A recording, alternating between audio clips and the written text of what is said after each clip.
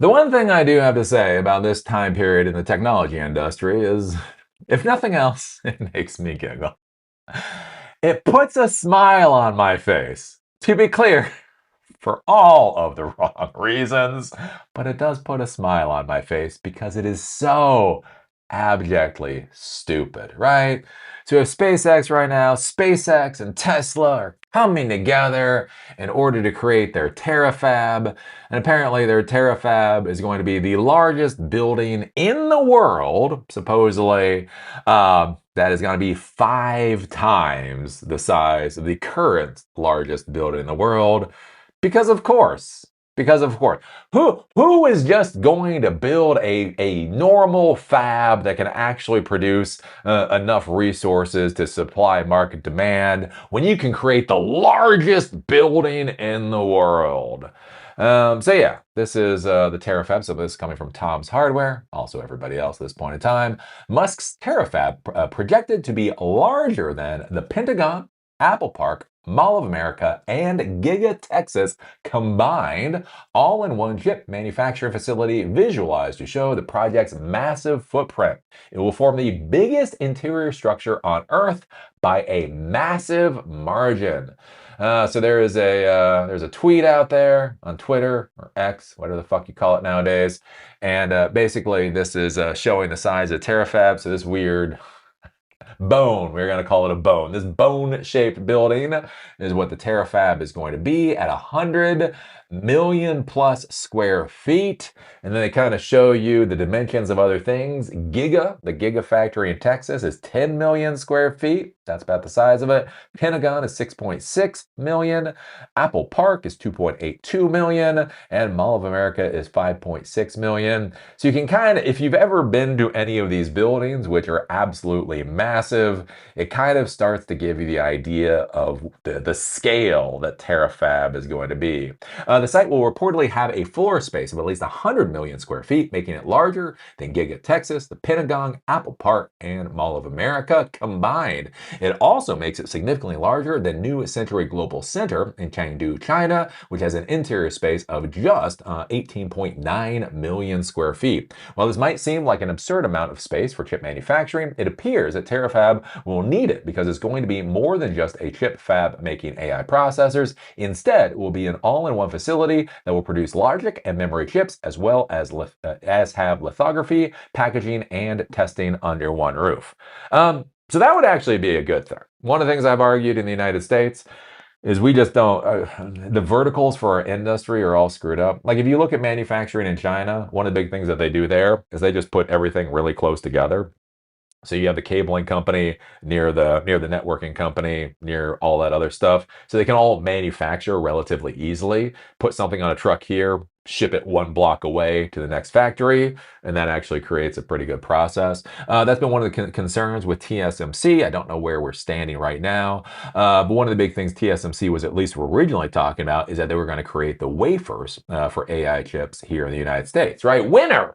Right? We are reshoring AI hardware production to the United States.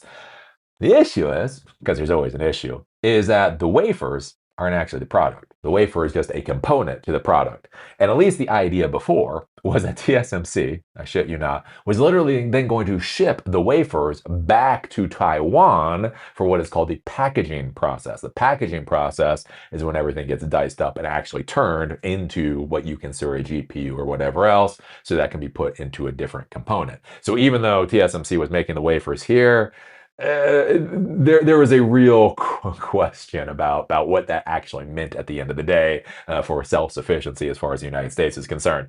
If that product has to be shipped all the way to Taiwan to be turned into the finished product, then we're not actually any more self-sufficient than we were the day before. So it actually is good. Like hearing that with the Terafab, everything theoretically is going to be under one roof, that actually would be great for manufacturing in the United States.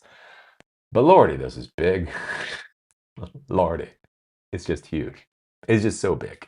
You're like, what? Why? Oh, Elon Musk, why do you always have to go to this level? Hey, Elon Musk, here's a thing for you. Here's a question for you. Why don't you just give us the Roadster first? How about before you build the largest building in the world by far, You actually shipped the roadsters you took deposits for.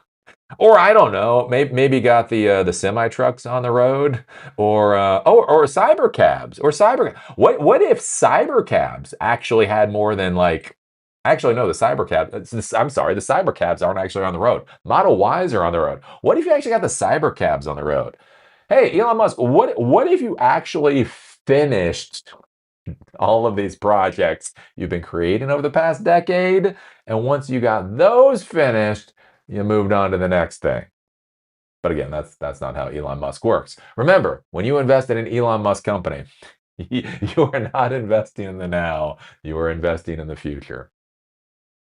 Anyways, NVIDIA CEO Jensen Huang warned that a project like this will be, quote, an extremely hard challenge, but it appears that Musk is willing to put his massive resources on the line for this. Intel CEO Lip-Bu Tan even said that he can, quote, think of no better partner than Elon Musk to explore unconventional ways of chip manufacturing. Well, yeah, I mean, of course, Elon Musk is going to be a great partner. He is going to throw a tremendous amount of money and resources to see if this shit works. And then Intel can sit back and see if this shit works. You're like, wow, that failed miserably. Let's not do that. Or hey, that worked out well. Let's copy him. So yeah, it does make sense that Intel would say, hey, there's no there.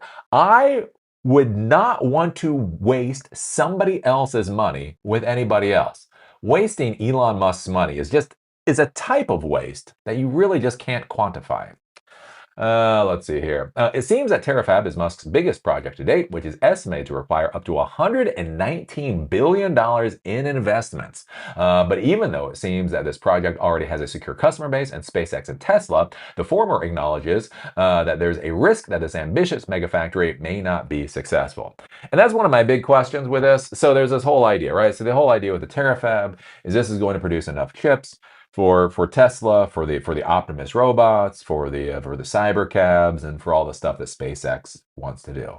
One of the problems that you get to with this is none of those products has been validated.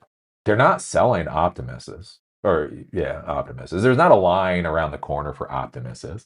Cyber cabs aren't on the road. And again, with the cyber cabs, it's a competitive environment, right? You go to Atlanta, you go to Austin, you go to Miami, I think Miami, right? And you're tripping over Waymos, right? When I went to Austin, I was tripping over Waymos. I never saw a cyber cab. I just didn't, right? The first time I saw a cyber cab was at AI4 conference last week, and it was sitting there on the cement. I can say one exists. Can they drive? I have no idea. I haven't seen one drive, right? And so the interesting thing with the whole Terafab deal is the idea is that the market demand for these other products is going to be so massive that is going to require this huge factory in order to supply that demand. And I just have some real questions with that. I mean, does that make sense? I don't know. I don't think it does. But who knows? Who knows? I don't have enough money to build a 100 million square foot facility. So what do you think about this? What do you think about Terafab? What do you think about the fact that it's just multiples in size of anything else on the planet? Does this make sense? Does this seem like a valid, like a realistic target to go after? Or does it seem that Elon Musk is continuously getting ever further over his skis, right? You get to, cyber cabs, again, remember in 2020, right? Teslas. I own a Tesla. Tesla is supposed to be an appreciating asset. The value of the Tesla is supposed to go up every year because the robo-taxi technology is going to make it a something that I can rent out to other people, right? He said that for 2020. That still doesn't exist. Cyber cabs still don't really exist, right? The Optimus robot. And look, I've seen one bolted to a frame. I guess they exist, right? Apparently, hands are hard. So, okay, it's not going to be full self-driving, but it's going to be these robots. But then the robots aren't working out, right? So it's going to be AI data centers in space. But that just looks ever more ridiculous the more you think about it. So now he's going to be building this huge Terafab, right? It seems like he has to just create more and more and bigger absurd promises and visions as more and more of his previous promises seem to get forgotten about. So I don't know. What do you think about this? Put your thoughts down below. If you like these episodes, do remember they're on Spotify and on Apple Podcasts. Link is down below. If you want to follow me on LinkedIn, there's a link down there too. With that, see y'all later.